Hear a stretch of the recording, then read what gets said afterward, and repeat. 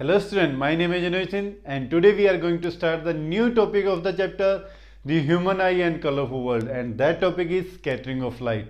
आज का जो लेक्चर रहेगा वो इस चैप्टर का लास्ट लेक्चर रहेगा और इसके बाद नेक्स्ट लेक्चर लेके आएंगे that is the source of energy के ऊपर आप बात करेंगे। देखो और कंप्लीट आपकी फिजिक्स क्लास 10th की आपके चैनल के ऊपर, ठीक है। तो ऐसे ही सपोर्ट करते रहिए, ठीक है। ऐसे ही वीडियो अगर अच्छी लगती है तो लाइक कीजिए, फर्स्ट टाइम आए हो तो चैनल के ऊपर चैनल को सब्सक्राइब कीजिए, ठीक है, और कमेंट ज़रूर कीजिए, ठीक है। तो आइए आज का लेक्चर स्टार्ट करते हैं और लेक्चर को स्टार्ट करने से पहले थोड़ी सी रिकॉल कर लेते हैं कि प्रीवियस लेक्चर के अंदर क्या किया था। प्रीवियस लेक्चर के अंदर मैंने आपको एटमॉस्फेरिक रिफ्रैक्शन के बारे में करवाया। अगर देखो इसमें चैप्टर की अगर मैं स्टार्टिंग से बात करूं तो इस सेशन के अंदर स्टार्टिंग होती है प्रिज्म से, है ना। प्रिज्म के बारे में अपन ने किया, after the dispersion of light के बारे में किया, रेनबो फॉर्मेशन के बारे में किया, फिर आए एटमॉस्फेरिक रिफ्रैक्शन के ऊपर। एटमॉस्फेरिक रिफ्रैक्शन में 3 फिनोमेनाज किए कि फर्स्ट जो फिनोमेना था ट्विंकलिंग ऑफ स्टार्स के ऊपर कि स्टार्स ट्विंकल क्यों करते हैं, है ना। और सेकंड फिनोमेना था कि प्लैनेट अपने को अपीयर ट्विंकल करते हुए अपीयर नहीं होते। और थर्ड फिनोमेना था कि एडवांस सनराइज और डिले सनसेट वाला जो ये कॉन्सेप्ट था कि क्यों हो ऐसे अपने को अपीयर होता है। तो ये सारा कॉन्सेप्ट था एटमॉस्फेरिक रिफ्रैक्शन का, ठीक है। आज एक नया कॉन्सेप्ट है अपने पास जो देखते हैं अपने डेली लाइफ के अंदर, स्कैटरिंग ऑफ लाइट का, ठीक है। अब ये स्कैटरिंग ऑफ लाइट होता क्या, इसका मतलब क्या है, ठीक है। तो स्कैटरिंग ऑफ लाइट जैसे ही, अब देखो अपने एटमॉस्फेयर में क्या चीज़ें, ये समझने वाली बातें हैं और अपने डेली लाइफ में यूज़ भी हो रही हैं, ये आप देख भी रहे हैं इन चीज़ों को, है ना। तो अपने एटमॉस्फेयर में क्या होता है कि गैसियस मॉलिक्यूल्स हैं, डस्ट पार्टिकल्स हैं, वाटर ड्रॉपलेट्स हैं और भी बहुत सारी चीज़ें हैं, ठीक है। तो क्या होता है कि जैसे ही सनलाइट या कोई भी स्टार की लाइट अपने अर्थ एटमॉस्फेयर में एंटर करती है तो क्या होता है, उसको इन भाई साहब का बहुत सारी चीज़ों का सामना करना पड़ता है, ठीक है। अब सामना करना पड़ता है तो क्या होता है कि जैसे ही मान लो ये कोई मॉलिक्यूल है, तो गैसियस मॉलिक्यूल है, तो जैसे ही लाइट इसके अंदर एंटर करती है तो ये गैसियस मॉलिक्यूल क्या करता है, फर्स्टली ऑब्जॉर्व द लाइट, उस लाइट को अपने अंदर ऑब्जॉर्व करवा लेता है। और ऑब्जॉर्व करवाने के बाद ये चारों डायरेक्शन के अंदर, हर डायरेक्शन के अंदर लाइट को क्या कर देता है, स्प्रेड कर देता है। हर डायरेक्शन के अंदर लाइट को क्या कर देगा, स्प्रेड करवा देगा, फैला देगा। और लाइट के इसी स्प्रेड हो जाने वाले फिनोमेना को क्या बोला जाता है, स्कैटरिंग ऑफ लाइट। फिर से जैसे लाइट एंटर करी एटम के अंदर, ठीक है, इस मॉलिक्यूल के अंदर, वाटर ड्रॉपलेट्स के अंदर, डस्ट पार्टिकल्स के अंदर, तो फर्स्टली उसने ऑब्जर्व किया लाइट को। ऑब्जर्व करने के बाद लाइट को क्या कर देता है, चारों तरफ उसने क्या कर दिया, हर डायरेक्शन के अंदर स्प्रेड कर दिया, फैला दिया। तो लाइट के इसी फिनोमेना को आप क्या बोलते हैं कि उसकी क्या हो रही है, स्कैटरिंग हो रही है, लाइट फैल रही है, स्कैटर्ड हो रही है, हर डायरेक्शन में फैल रही है, that is a scattering of light. मैंने डेफिनेशन यहां पर लिखी है कि scattering of light is a phenomena of change in the direction of light on striking particle. ये पार्टिकल कौन सा, स्ट्राइकिंग पार्टिकल, जिसके ऊपर लाइट क्या कर रही है, स्ट्राइक कर रही है। और ये पार्टिकल क्या कर रहा है, change the direction of light, और उसकी डायरेक्शन क्या कर रहा है, चेंज कर रहा है, ठीक है। लाइक एन एटम भी हो सकता है, ये मॉलिक्यूल भी हो सकता है, डस्ट पार्टिकल भी हो सकता है, वाटर ड्रॉपलेट्स भी हो सकती है, गैसियस मॉलिक्यूल भी हो सकती हैं, बहुत सारी चीज़ें और भी कुछ हो सकती हैं, ठीक है। तो लाइट के इसी फिनोमेना को स्प्रेड हो जाना चारों तरफ, that phenomena is known as scattering of light. Clear है ये बात। अच्छा, अब जो मैं आपको बात बताने वाला हूं ना, ये सबसे इंपॉर्टेंट पॉइंट है, ये सबसे इंपॉर्टेंट पॉइंट है, सबसे इंपॉर्टेंट पॉइंट, ठीक है, कि ये लाइट की स्कैटरिंग क्यों होती है, ठीक है। तो इंपॉर्टेंट पॉइंट क्या है, हाँ जी, the wavelength of light, the wavelength of light is comparable to the size of particle, to the size of particle. इस लाइन को भूलना मत। The wavelength of light is comparable to the size of particle. ठीक है, अब इसका मतलब क्या है कि लाइट को कौन से पार्टिकल स्कैटर करवाते हैं। देखो दो ही पार्टिकल, या तो स्मॉल पार्टिकल या फिर लार्ज पार्टिकल। लार्ज पार्टिकल के अंदर आप कंसीडर किनको करते हो, डस्ट पार्टिकल को, वाटर ड्रॉपलेट्स को, इनको आप लार्ज पार्टिकल कंसीडर करते हो। स्मॉलर पार्टिकल कौन से हो गए, गैसियस मॉलिक्यूल्स हैं, एटम्स हैं, ये स्मॉलर पार्टिकल्स हैं। अब क्या होता है, मैंने वर्ड यूज किया कंपेरेबल। इसका मतलब क्या है, देखो इसका मतलब होता है कि स्मॉल साइज के जो पार्टिकल होते हैं वो सिर्फ स्मॉल वेवलेंथ वाले कलर्स को ही क्या करेंगे, स्कैटर्ड करवाएंगे। और लार्ज जो पार्टिकल होंगे वो लार्ज वेवलेंथ वाले कलर्स को स्कैटर करवाएंगे। आप बोलते हैं कि लाइट जो है, विजिबल लाइट जो होती है, white light is made up of 7 colour की बनी होती है, जिनको आप याद रखते हैं विबग्योर के नाम से, है ना, विबग्योर। तो यहां पर रेड कलर की वेवलेंथ सबसे मैक्सिमम होती है, कितनी होती है, 7000 एंगस्ट्रॉम आप मानते हैं, और वॉयलेट की सबसे कम होती है अप्रोक्सीमेटली 4000 एंगस्ट्रॉम के अप्रोक्स, या नैनोमीटर के अंदर भी 400 नैनोमीटर टू 700 नैनोमीटर के अंदर भी बोल देते हैं आप, अप्रोक्सीमेट वैल्यू ऐसी। तो सबसे कम वेवलेंथ है किसकी, वॉयलेट की, और सबसे ज्यादा वेवलेंथ है किसकी, रेड कलर की। ठीक है, सबसे ज्यादा मैक्सिमम वेवलेंथ, ठीक है, और सबसे मिनिमम वेवलेंथ का ये सिंबल होता है लैम्डा। ठीक है, तो कहने का मतलब है कौन स्कैटर किसको करवाएगा एटमॉस्फेयर के अंदर, तो लार्ज पार्टिकल उन्हीं कलर्स को स्कैटर करवाएंगे जिनकी वेवलेंथ क्या है, ज्यादा है। ठीक है, जैसे रेड हो गया। ठीक है, जैसे जैसे ऊपर की तरफ जाओगे तो वेवलेंथ क्या होती है, इंक्रीज होती है, इस वे के अंदर इंक्रीज होती है वेवलेंथ। ठीक है, और स्मॉल साइज के पार्टिकल सिर्फ स्कैटर उनको ही करवाते हैं जिनकी वेवलेंथ क्या होती है, कम होती है। भाई मेरे ये सबसे इंपॉर्टेंट कॉन्सेप्ट है समझने वाला। ठीक है, और सबसे ध्यान देने वाला भी, कि light comparable to the wavelength, the size of the particle is comparable to the wavelength of the light. Clear है ये बात, फिर से बता देता हूं बेटे, क्योंकि इसी कॉन्सेप्ट के ऊपर स्कैटरिंग का सारा फिनोमेना है। स्मॉल साइज की वेवलेंथ, स्मॉल साइज के पार्टिकल को कौन स्कैटर करवाएगा, वही कलर स्कैटर करवा पाएगा वो जिसकी वेवलेंथ क्या होगी, कम होगी। और लार्ज पार्टिकल उन्हीं कलर्स को स्कैटर करवा पाएंगे जिनकी वेवलेंथ ज्यादा होगी।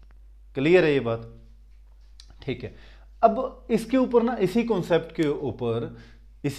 के ऊपर एक साइंटिस्ट हुए, ठीक है, जिन्होंने अपनी बातें कही। उन्होंने क्या बोला कि साइंटिस्ट कौन थे, जिनका नाम था Lord relay.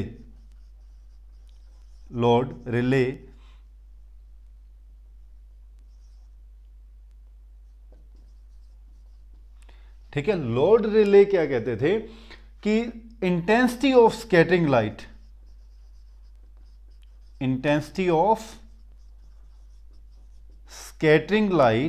Scattering of light is inversely proportional to 4th power of the wavelength. Rayleigh scattering क्या थी, ये बड़ी फेमस स्कैटरिंग है, रिले स्कैटरिंग क्या कहते हैं, intensity of scattering light is inversely proportional to the 4th power of the wavelength. जब numericals करेंगे तब पावर 4 का यूज करते हैं हम न्यूमेरिकल पोर्शन में, लेकिन यहां पर सिंपल सी एक बात याद रखो कि स्कैटरिंग जो है, उन्होंने क्या बताया कि scattering is inversely proportional to wavelength. Scattering is inversely proportional to wavelength. जिसकी वेवलेंथ सबसे ज्यादा उसकी स्कैटरिंग सबसे कम, और जिसकी वेवलेंथ सबसे कम उसकी स्कैटरिंग सबसे ज्यादा। तो इसका मतलब वॉयलेट कलर की स्कैटरिंग सबसे ज्यादा और रेड कलर की स्कैटरिंग सबसे कम होती है। बात समझने वाली भी है और इंटरेस्टिंग भी है। ठीक है, वॉयलेट, इंडिगो, ब्लू, ये कलर ऐसे माने जाते हैं जिनकी वेवलेंथ कम है, तो इनकी स्कैटरिंग क्या होगी, वेवलेंथ कम तो स्कैटरिंग ज्यादा। रेड कलर जिसकी वेवलेंथ सबसे कम है तो उसी की स्कैटरिंग क्या होती है, सॉरी, रेड कलर की वेवलेंथ सबसे ज्यादा है तो उसकी स्कैटरिंग क्या होगी, सबसे कम होगी। क्लियर है ये पॉइंट। ठीक है, तो ध्यान देना इसी के ऊपर ही कई फिनोमिनाज भी आए कि why the colour of the sky appear blue, कि स्काई का जो अपने को कलर होता है वो ब्लू अपीयर क्यों होता है। ठीक है, हाँ जी, इरेज कर दूं मैं इसको, नोट कर लिया आपने ये सारा, ध्यान रखना ये छोटी छोटी बातें हैं। ठीक है, एक तो ये वाला इंटेंसिटी इनवर्सली प्रोपोर्शनल टू किसके बेटे, लैम्डा के, और सेकंड पॉइंट ये वाला। ठीक है, ये वाला कोई भी फिनोमेना देखो आगे जो भी आप करने वाले हैं, ठीक है, क्वेश्चन कि ब्लू कलर स्काई का क्यों होता है। ठीक है, इसके बाद जो रेड सिग्नल्स होते हैं ये हमेशा डेंजर सिग्नल हमेशा रेड कलर के क्यों बनाए जाते हैं, इसके जो क्लाउड्स होते हैं अपने को वाइट अपीयर क्यों होते हैं। ठीक है, कई ऐसे क्वेश्चंस हैं जो टोटली किसके ऊपर बेस्ड हैं, स्कैटरिंग ऑफ लाइट के ऊपर, और स्कैटरिंग ऑफ लाइट का सारा फिनोमेना डिपेंड करता है किसके ऊपर, साइज ऑफ पार्टिकल के ऊपर और वेवलेंथ के कॉन्सेप्ट के ऊपर। ठीक है, अब blue colour of the sky, blue colour of sky क्यों अपीयर होता है स्काई अपने को ब्लू कलर का। ठीक है, इसके पीछे रीजन क्या है, देखो अपने एटमॉस्फेयर के अंदर क्या चीजें हैं, dust particles, water droplets, gaseous molecules. ठीक है, तो क्या होता है जैसे ही लाइट क्या की, हाँ जी इधर समझना ये अर्थ है, ये atmosphere, different layer of gases, ठीक है, और बीच में dust particle, gases molecule, water droplets. तो जैसे ही स्टार से, स्टार कौन है यहाँ पर, सन। ठीक है, सन से लाइट एंटर करती है, कौन सी लाइट एंटर कर रही है, जिसको अपन देखते हैं वाइट लाइट। जैसे ये व्हाइट लाइट एटमॉस्फेयर में एंटर की, अब व्हाइट लाइट किन कलर से मिलके बनी हुई है, दैट इज द विबग्योर, है ना, विबग्योर से मिलके बनी हुई है। रेड कलर की वेवलेंथ क्या, अभी अपन ने फिनोमेना किया कि स्कैटरिंग क्या है, scattering is inversely proportional to wavelength. तो जिसकी वेवलेंथ सबसे कम होगी वो सबसे ज्यादा स्कैटर। स्कैटर वर्ड का मतलब ही क्या होता है, फैल जाना चारों डायरेक्शन में, हर डायरेक्शन के अंदर क्या हो जाना, उसका स्प्रेड हो जाना, फैल जाना। अब वो फैलाता कौन है, पार्टिकल। तो जैसे ही एंटर करेगी तो जो स्मॉल वेवलेंथ वाले कलर्स होते हैं उनको एटमॉस्फेयर के अंदर जो प्रेजेंट है स्मॉल पार्टिकल, वो वहीं क्या कर देते हैं, स्कैटर्ड करवा देते हैं। क्लियर है, तो जो वॉयलेट, ब्लू और इंडिगो ये वाले जो कलर्स हैं ये यहां पर क्या हो जाते हैं, स्प्रेड हो जाते हैं चारों तरफ, इस तरफ भी चलेगी, इस तरफ भी, इस तरफ भी, हर तरफ क्या होते हैं, स्प्रेड हो जाते हैं। क्लियर है ये बात। ठीक है, तो इन्हीं का ही यहां पर स्प्रेड हो जाना, तो अपने को फिर एटमॉस्फेयर के अंदर कौन सा कलर विजिबल होगा, ब्लू कलर। आई बात समझ में। ठीक है, तो इन्हीं बातों को लिख भी देते हैं, when the white light enter into the atmosphere,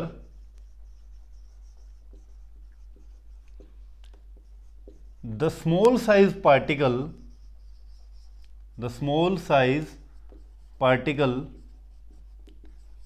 हाँ जी क्या करेंगे, small size particle scattered the light having short wavelength, जिसकी वेवलेंथ के शॉर्ट है। ठीक है, and so blue colour have shorter wavelength, सही बात है। So it can be scattered by हाँ जी small size particle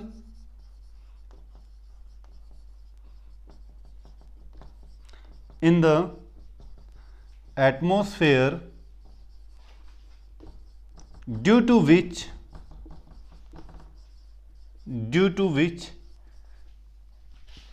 atmosphere appear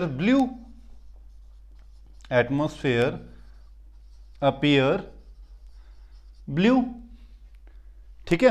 अब ये क्वेश्चन आता है कि स्कैटर्ड तो वहां पर वॉयलेट और इंडिगो भी हुए, लेकिन वो विजिबल क्यों नहीं हुए? ठीक है, तो यहां पर दो रीजन है बेटे। स्कैटर हुए वो भी, ये नहीं कोई कह सकता कि वहां पर वॉयलेट और इंडिगो की स्कैटरिंग नहीं हुई। हुई, क्योंकि उनकी भी वेवलेंथ क्या थी, कम थी। लेकिन क्या होता है कि यहां पर दो रीजन रहते हैं कि अपने को स्काई ब्लू क्यों अपीयर होता है। फर्स्ट रीजन क्या होता है कि अपनी जो आई है ये ब्लू कलर के लिए ज्यादा सेंसिटिव होती हैं। क्लियर है ये बात? ब्लू कलर के लिए आई क्या होती है, ज्यादा सेंसिटिव होती है, इसलिए अपने को ब्लू कलर ज्यादा अपीयर होता है। सेकेंड थिंग क्या होता है, जो विजिबल लाइट है, दैट इज जो विबग्योर है, उसके अंदर ब्लू कलर क्या होता है, डोमिनेंट होता है, मतलब उसकी इंटेंसिटी क्या होती है, ज्यादा होती है एज कंपेयर टू वॉयलेट और इंडिगो। ठीक है, डोमिनेंट होने की वजह से भी ब्लू अपने को ज्यादा अपीयर होता है ये। ठीक है, वॉयलेट और इंडिगो भी हैं, लेकिन एक तो आई सेंसिटिव की वजह से और एक दूसरा डोमिनेंट होने की वजह से ब्लू अपने को जो है वो ज्यादा अपीयर होता है। क्लियर है ये बात? ठीक है, तो ये कॉन्सेप्ट था कि अपने को वाई जो स्काई है वो अपने को ब्लू क्यों अपीयर होता है। तो सिंपल सा एक बेटे फिनोमेना है, साइज ऑफ पार्टिकल, स्कैटर उन्हीं कलर को करवाएगा जिसकी वेवलेंथ उसके कंपेरेबल होगी। तो एटमॉस्फेयर में क्या हुआ, स्मॉल साइज के पार्टिकल थे, उन्होंने स्मॉल वेवलेंथ वाले कलर्स को क्या किया, स्कैटर करवाया, और लार्ज पार्टिकल को तो वो स्कैटर नहीं करवा पाए क्योंकि उनका साइज उनके कंपेरेबल नहीं था।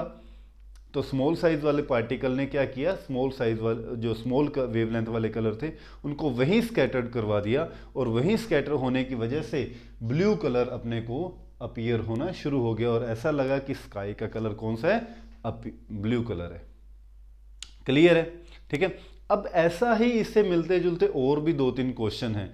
ठीक है, कि रेड सिग्नल, मैं ओरली आपको ये सारी बातें बताता हूं कि रेड सिग्नल जो होते हैं, सॉरी डेंजर सिग्नल जो होते हैं, वो हमेशा रेड कलर के ही क्यों बनाए जाते हैं।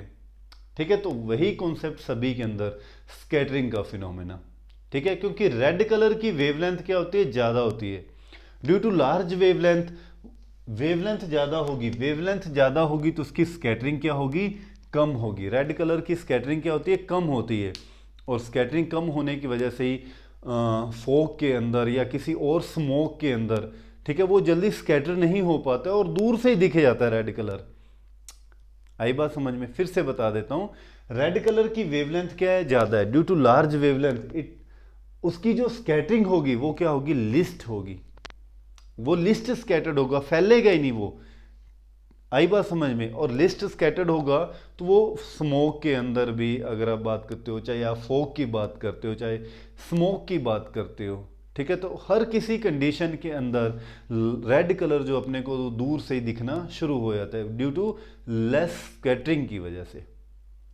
ठीक है, क्लियर है ये सारी बातें? तो रेड सिग्नल हमेशा, जो भी डेंजर सिग्नल होते हैं, ये हमेशा रेड कलर के ही बनाए जाते हैं।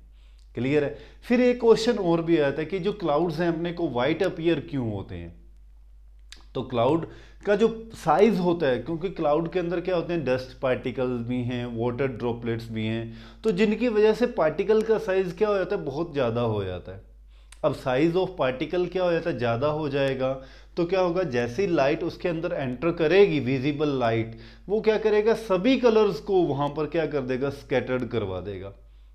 ठीक है, और सभी कलर के स्कैटर्ड करने का मतलब क्या हुआ, व्हाइट लाइट का अपीयर होना। सारे कलर भी, जितना रेड था उसको भी स्कैटर करवा दिया उसने वहां पर, और ये बेचारे तो हो ही जाने थे वहां पे स्कैटर, क्योंकि इनकी तो औकात ही है वहां पे स्कैटर होने वाली, पार्टिकल्स है वहां पर, ठीक है, जो स्कैटर करवा देंगे। तो सारे के सारे अगर पार्टिकल क्या हो रहे हैं, स्कैटर हो रहे हैं, तो इट मीन्स वहां पर क्या होगा, व्हाइट लाइट अपीयर होगी। क्लियर है ये बात? ठीक है, तो जहां पर सारी लाइट स्कैटर हो रही है तो वो चीज़ अपने आप ही वाइट अपीयर होना शुरू हो जाती है। तो क्लाउड्स अपने को इस वजह से वाइट अपीयर होते हैं। क्लियर है ये बात? इसी के ऊपर ना एक और इफेक्ट भी आता है, इसी के ऊपर एक और इफेक्ट भी आता है जिसका नाम है टिंडल इफेक्ट। टिंडल इफेक्ट ये अपने को कहाँ दिखता है, टिंडल इफेक्ट? ठीक है, टिंडल इफेक्ट क्या चीज़ होता है कि जैसे ही लाइट, देखो आपने देखा होगा ये चीज़, Tyndall effect, canopy of the forest है ना, कैनोपी ऑफ द फॉरेस्ट, जहां भी अपने को देखते हैं फॉरेस्ट के अंदर, ठीक है, ट्रीज बहुत ज्यादा डेंस हैं, ठीक है, तो उस जगह के ऊपर अपने को हमेशा टिंडल इफेक्ट दिखता है। टिंडल इफेक्ट क्या चीज़ है कि जैसे ही लाइट उसके ऊपर फॉल करती है, लाइट एंटर करती है, तो कोलॉइडल मीडियम बन जाता है। कोलॉइडल मीडियम का मतलब है कि पार्टिकल बहुत ज़्यादा एक दूसरे के क्या आते हैं, क्लोज आ जाते हैं। ठीक है, तो जैसे ही लाइट उनके ऊपर पड़ती है वो लाइट को स्प्रेड करवा देते हैं। एक और बड़ा कॉमन सा एग्जांपल है इसका, और आपने देखा भी होगा कि एक डार्क रूम के अंदर आप बैठे हो और एक छोटे से होल से क्या आ रही है, लाइट बीम एंटर कर रही है। ठीक है, आई बात समझ में। और जैसे ही लाइट बीम एंटर करती है तो आप क्या देखते हो, वो लाइट का जो पाथ है वो विजिबल हो रहा है, उसके अंदर डस्ट पार्टिकल जो हैं वो आपको विजिबल हो जाते हैं मूव करते हुए, इधर उधर रैंडमली मूव करते हुए। वो किस वजह से, that is the Tyndall effect, है ना। जैसे वो लाइट रेज एंटर करी तो उन स्मोक के पार्टिकल ने, डस्ट के पार्टिकल ने क्या किया, लाइट को स्कैटर करवा दिया। और लाइट को जो स्कैटर करवाएगा तो वो पार्टिकल क्या हो जाएगा, उस लाइट का पाथ क्या हो जाता है, विजिबल हो जाता है। ठीक है, इसी को ही टिंडल इफेक्ट बोला जाता है। ठीक है, तो इसी के ऊपर ही एक एनसीईआरटी के अंदर भी एक क्वेश्चन है, और उन्होंने एक एक्टिविटी के थ्रू इसको करवाया भी हुआ है कि उन्होंने ब्लू कलर की स्कैटरिंग के ऊपर एनसीईआरटी ने एक क्वेश्चन किया हुआ है। क्या चीज़ है, उन्होंने एक ऑपरेटर सेटअप किया हुआ है और दो कन्वर्जिंग लेंस का यूज़ किया हुआ है ना। तो इस वे के अंदर उन्होंने क्या किया हुआ है, एक कंटेनर लिया हुआ है और उसके अंदर वाटर फिल करके और सोडियम थायोसल्फेट का अंदर सोल्यूशन डाला है इसके अंदर। जैसे सोडियम थायोसल्फेट डालते हैं तो जो सल्फेट होता है, ठीक है, वो क्या होता है, डिजोल्व बन जाता है और स्मॉल साइज के जो पार्टिकल्स बन जाते हैं वो सल्फेट के। ठीक है, और यहाँ पर क्या लिया हुआ है, एक कन्वर्जिंग लेंस लिया हुआ है और यहाँ पर एक सोर्स लिया हुआ है। तो जैसे ही इस सोर्स से लाइट निकलती है और कन्वर्जिंग लेंस ने क्या करना है, लाइट को कन्वर्ज करना है, इकट्ठा करना है। ठीक है, जैसे ही लाइट इसमें से एंटर करके इस सोल्यूशन में से पास करती है तो क्या होता है कि अब लाइट कौन सी है, वाइट लाइट है। कौन सी लाइट है, ये वाइट लाइट है। अब जैसी वाइट लाइट इसके अंदर एंटर करेगी तो सल्फेट क्या था, स्मॉल साइज का पार्टिकल था, उसने क्या किया, स्मॉल वेवलेंथ वाले कलर्स को यहीं क्या कर दिया, स्कैटर्ड करवा दिया। अब जैसे ही स्कैटर्ड करवाया, आगे क्या लगा हुआ है, एक और कन्वर्जिंग लेंस का यूज किया। तो स्कैटर्ड करवाने के बाद जो यहां से लाइट निकली, यहां से जो लाइट निकली, इस कन्वर्जिंग लेंस ने क्या किया, उस लाइट को कन्वर्ज किया, इकट्ठा किया। ठीक है, इस वे के अंदर। और आगे क्या लगा देते हैं, एक स्क्रीन लगा देते हैं। इस स्क्रीन के ऊपर अपने को क्या दिखता है कि यहां पर जो अपने को लाइट इकट्ठी मिली, ये रेड कलर की लाइट मिली। कौन सी लाइट मिली, ये पॉइंट जो मिला ये रेड कलर का मिला। तो ये भी प्रूव कर रहा था क्या, कि जो स्मॉल वेवलेंथ वाले कलर्स थे और इसका जो अपने को कलर दिखना शुरू हो जाता है, ये ब्लू कलर दिखना शुरू हो जाता है।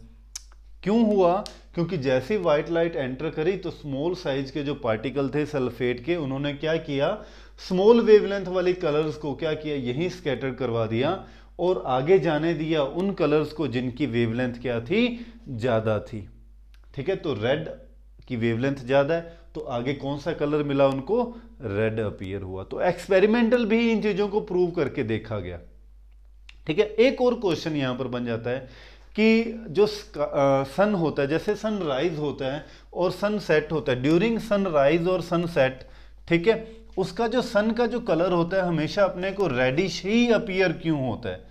ठीक है, तो जो भी अगर कलर से रिलेटेड कोई भी क्वेश्चन आता है ना, तो आपकी फर्स्ट जो लाइन होनी चाहिए आंसर की, वो यही होनी चाहिए, this is due to scattering of light, this is due to scattering of light. उसके बाद आप ये फिनोमेना बताओ कि the size of the particle is comparable to the wavelength. ये दो बातें तो आपने लिखनी ही लिखनी है।